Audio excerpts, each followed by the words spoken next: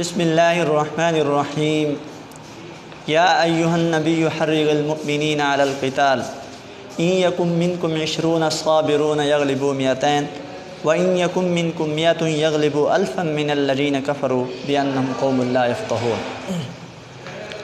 یا ایہا النبی، اے نبی، حرض المؤمنین علی القتال، مومنین کو قتال پر، جہاد پر ابھاریے۔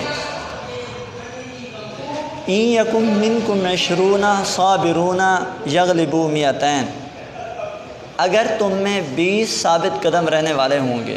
ان یکم منکم 20، اگر تم میں 20 صابرون صبر کرنے والے ہوں گے تو یغلبوا 200، یہ 200 پہ غالب آئیں گے۔ وَإِن يَكُن مِّنكُم 100 يَغْلِبُوا 1000 مِّنَ الَّذِينَ كَفَرُوا بِأَنَّهُمْ قَوْمٌ لَّا يَفْقَهُونَ، اور اگر تم میں 100 ثابت قدم رہنے والے ہوں گے تو وہ 1000 پر غالب آئیں گے، 1000 کافروں پر غالب آئیں گے۔ بِأَنَّهُمْ قَوْمٌ لَّا يَفْقَهُونَ، وہ ایک ایسی قوم ہے جو سمجھتی نہیں ہے۔ اس آیت مبارکہ کے ضمن میں چند باتیں آپ لوگ سمجھنے ہیں۔ عاشرہ 10 کو کہا جاتا ہے، عاشرہ 10 کو، 20 20 کو کہتے ہیں، 100 کو کہتے ہیں، 200 200 کو کہا جاتا ہے، 1000 کو کہتے ہیں، 2000 2000 کو کہا جاتا ہے۔ یہ آپ لوگ سمجھ لیں، سبق کے سمجھنے میں آسانی ہوگی۔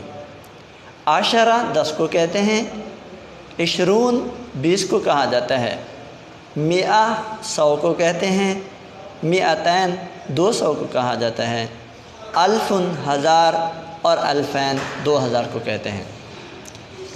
یا ایہا النبی حرض المؤمنین علی القتال، اے نبی مومنین کو جہاد پر ابھاریے۔ ان یکن منکم 20، اگر تم میں 20 صابرون ثابت قدم رہنے والے ہوں گے۔ یہاں صابر بمانی ثابت قدمی کے لیا گیا ہے، اور صبر میں بھی ساتھ ساتھ لیا گیا ہے، لیکن یہ یاد رکھنا کہ اگر یہاں یوں لکھتے کہ صابرون صبر کرنے والے ہوں گے تو پھر اس کا یہ مطلب ہو جاتا کہ کافر آپ کو مارتے رہیں، آپ صبر کرتے رہیں۔ نہیں، بلکہ آپ ثابت قدمی کا مظاہرہ بھی کریں اور ساتھ ساتھ صبر بھی کریں۔ ان یکن منکم 20 صابرون، اگر تم میں 20 ثابت قدم رہنے والے ہوں گے تو یغلبوا 200 تو وہ 200 پہ غالب آئیں گے۔ وَإِن یکن منکم 100، اور اگر تم میں 100 ثابت قدم رہنے والے ہوں گے، 1000 من الذین کفروا بأنہم قوم لا یفقہون، تو وہ 1000 ان لوگوں پر جو کافر ہیں، جو سمجھتے نہیں ہیں، یہ مسلمان ان کے اوپر غالب آ جائیں گے۔ یہ تو اس وقت کی بات ہے جب مسلمان کمزور تھے، نحیف تھے، افرادی لحاظ سے یہ کمزور تھے، طاقت کے لحاظ سے یہ کمزور تھے، اسلحہ ان کے پاس موجود نہیں تھا، گھوڑے نہیں تھے، اونٹ بہت کم تھے، کفار کے مقابلے میں یہ انتہائی کمزور تھے۔ یہ اس وقت کی بات ہے۔ اللہ تعالیٰ نے فرمایا کہ 20 ثابت قدم رہنے والے ہوں گے تو 200 پہ غالب آئیں گے، اگر 100 ثابت قدم رہنے والے ہوں گے تو 1000 پہ غالب آئیں گے۔ لیکن الآن خفف اللہ عنکم، جب اللہ تعالیٰ نے مسلمانوں پر سے بوجھ کو ہلکا کر دیا، یعنی جب ان کی پوزیشن تھوڑی مضبوط ہو گئی، یہ غزوہ بدر، غزوہ احد، یعنی جب چند ایک غزوات کے اندر ان کو فتح مل گئی تو پھر اس کے بعد اللہ تعالیٰ نے فرمایا الآن خفف اللہ عنکم وعلم ان فیکم ضعفا، اب اللہ تعالیٰ نے تم پر سے بوجھ کو ہلکا کر دیا۔ ان فیکم ضعفا وعلم ان فیکم ضعفا، اور اللہ تعالیٰ جانتا ہے کہ اب تمہارے اندر کس قدر کمزوری ہے، یعنی اتنی کمزوری نہیں ہے کہ جس قدر پہلے تھی، اب تمہاری حالت کچھ بہتر ہو گئی ہے، لیکن کمزوری اب بھی ہے، وہ اللہ جانتا ہے وہ کس قدر کمزوری ہے۔ فرمایا کہ فَإِن يَكُن مِّنكُم 100 صَابِرَةٌ يَغْلِبُوا 200، اب چونکہ تمہاری حالت بہتر ہو چکی ہے، اب تم میں اگر 100 ثابت قدم رہنے والے ہوں گے تو وہ 200 پہ غالب آئیں گے۔ جب ان کی حالت کمزور تھی تو اس وقت فرمایا تھا کہ 20 ثابت قدم رہنے والے ہوں گے تو 200 پہ غالب آئیں گے، 100 ثابت قدم رہنے والے ہوں گے تو 1000 پہ غالب آئیں گے، لیکن جب ان کی حالت بہتر ہو گئی تو اب اللہ تعالیٰ نے فرمایا کہ اگر تم میں 100 ثابت قدم رہنے والے ہوں گے تو 200 پہ غالب آئیں گے۔ وَإِن يَكُن مِّنكُمْ أَلْفٌ يَغْلِبُ أَلْفَيْنِ بِإِذْنِ اللَّهِ، اگر تم میں 1000 ثابت قدم رہنے والے ہوں گے تو 2000 پہ غالب آئیں گے۔ وَاللَّهُ مَعَ الصَّابِرِينَ، اللہ تعالیٰ ثابت قدم رہنے والوں کے ساتھ ہے، صبر کرنے والوں کے ساتھ ہے۔ ما كان لنبي ان يكون له اسرى حتى يسخن في الارض تريدون عرض الدنيا والله يريد الاخره والله عزيز حكيم۔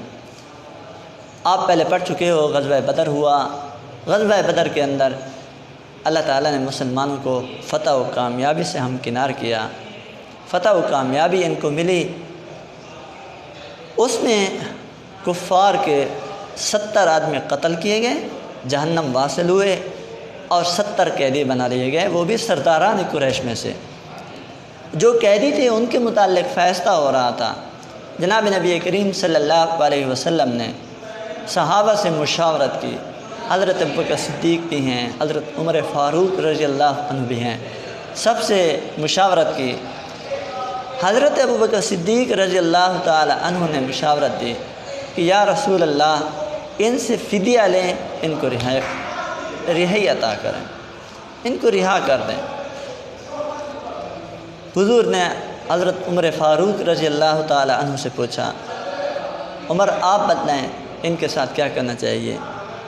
فاروق اعظم نے کہا یا رسول اللہ، میرا مشورہ یہ ہے کہ جو میرے رشتہ دار ہیں وہ میرے حوالے کریں، جو ابوبکر صدیق کے ہیں یہ ان کے حوالے کریں، جو عثمان کے ہیں وہ عثمان کے حوالے کریں، جو علی المرتضیٰ کے ہیں وہ علی المرتضیٰ کے حوالے کریں۔ ہر ایک آدمی اپنے رشتہ داروں کو قتل کر دیں۔ تو حضور صلی اللہ علیہ وسلم چونکہ نرم طبیعت کے مالک تھے، صدیق اکبر بھی نرم طبیعت کے مالک تھے، حضور نے ان سے فدیہ لیا، ان کو رہائی دے دی۔ اللہ تعالیٰ کو حضرت عمر فاروق رضی اللہ تعالی عنہ کی یہ رائے پسند آئی۔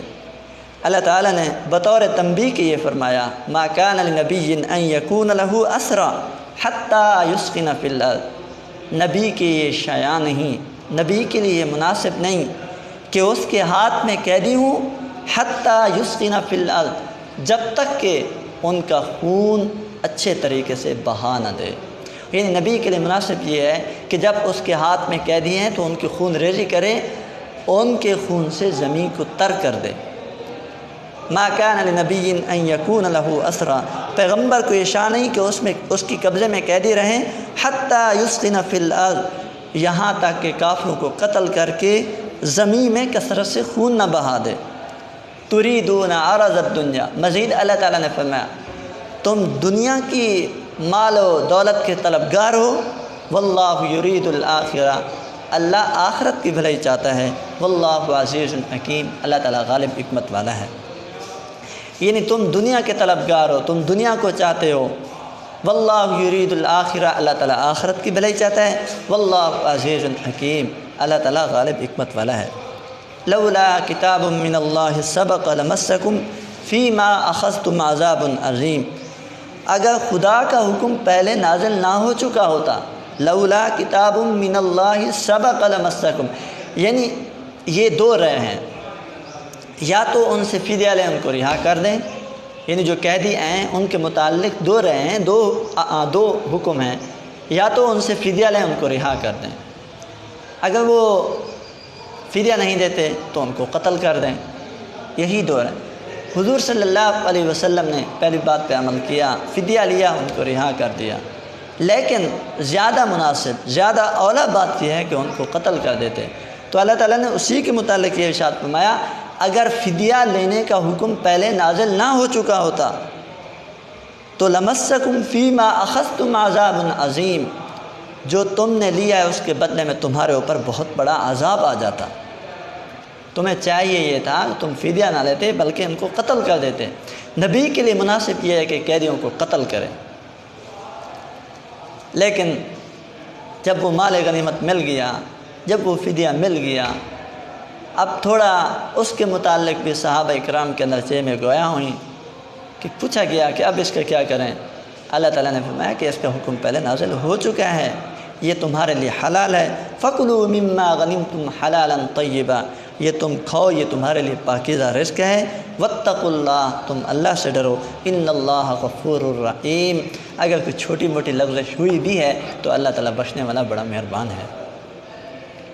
دوبارہ ان آیات مبارکہ کی ٹرانسلیشن دیکھیں، یا ایھا النبی حرض المؤمنین علی القتال، اے نبی مومنین کو قتال پر ابھاریے، ان یکن منکم 20 صابرون یغلبوا 200، اگر تم میں 20 ثابت قدم رہنے والے ہوں گے تو وہ 200 پہ غالب آئیں گے، وَإِن یکن منکم 100 یغلبوا 1000 من الذین کفروا بأنہم قوم لا یفقہون، اور اگر تم میں 100 ثابت قدم رہنے والے ہوں گے تو 1000 ان لوگوں پر جو کافر ہیں، جو سمجھتے نہیں، وہ ان کے اوپر غالب آ جائیں گے۔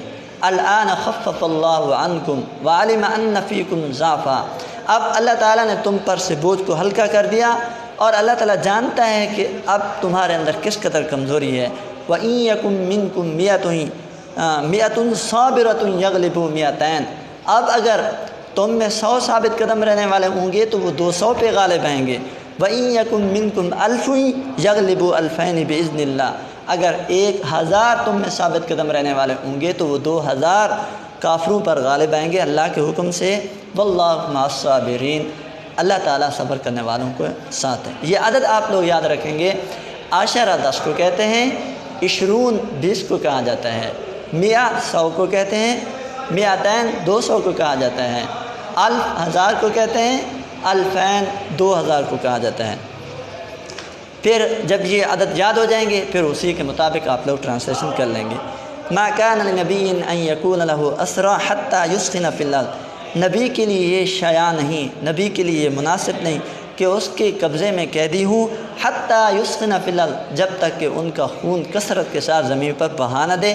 تریدون عرض الدنیا، تم دنیا کے طلبگار ہو، واللہ یرید الآخرہ، اللہ آخرت کی بھلائی چاہتا ہے، واللہ عزیز حکیم، اللہ تعالیٰ غالب حکمت والا ہے۔ لولا کتاب من اللہ سبق لمسکم فیما اخذتم عذاب عظیم، اگر فدیہ لینے کا حکم پہلے نازل نہ ہو چکا ہوتا تو اس کے بدلے میں تمہارے اوپر بہت بڑا عذاب آ جاتا۔ فَكُلُوا مِمَّا غَنِمْتُمْ حَلَالًا طَيِّبًا، اب یہ تم مال غنیمت کھاؤ، یہ تمہارے لیے پاکیزہ رزق ہے، واتقوا اللہ، لیکن اللہ سے ڈرتے رہو، ان اللہ غفور الرحیم، اللہ تعالیٰ بخشنے والا بڑا مہربان ہے۔ حدیث نمبر 8، الراشی والمرتشی کلاہما فی النار، الراشی رشوت دینے والا، والمرتشی رشوت دینے والا، کلاہما دونوں فی النار آگ میں ہوں گے۔ الراشی والمرتشی کلاہما فی النار، رشوت دینے والا اور رشوت لینے والا دونوں آگ میں ہوں گے۔ رشوت کا چلن کسی قوم میں اس وقت عام ہوتا ہے جب عدل و انصاف ختم ہو جائے، جب عدل و انصاف کا ستیہ ناش ہو جائے، جب عدل و انصاف نیست و نبود ہو جائے تو اس وقت رشوت کا چلن عام ہوتا ہے۔ نمبر 2، جس معاشرے میں انسانوں کے جائز حقوق کے راہ میں ظالم اہلکاروں کے ناجائز مطالبے حائل ہو جائیں تو اس وقت بھی رشوت کا چلن عام ہو جاتا ہے، وہاں امن و سکون قائم نہیں رہتا۔ اسی وجہ سے جناب نبی کریم صلی اللہ علیہ وسلم نے رشوت دینے اور رشوت لینے دونوں کے متعلق آپ صلی اللہ علیہ وسلم نے یہ فرمایا، یہ دونوں آگ میں ہوں گے۔ لیکن یہاں یہ یاد رکھنا، رشوت دینے کی بات بھی یہی ہے، رشوت دینے والے کا ذکر جناب نبی کریم صلی اللہ علیہ وسلم نے پہلے کیا ہے۔ وہ یہ مت سمجھے کہ رشوت دیے بغیر میرا کام نہیں ہوتا، اسی وجہ سے میں نے رشوت دی ہے، لیکن اس کو یہ حدیث مد نظر رکھنی چاہیے کہ میرا کام چاہے نکلے یا نہ نکلے، رشوت دوں گا تو میں یقیناً جہنم میں جاؤں گا۔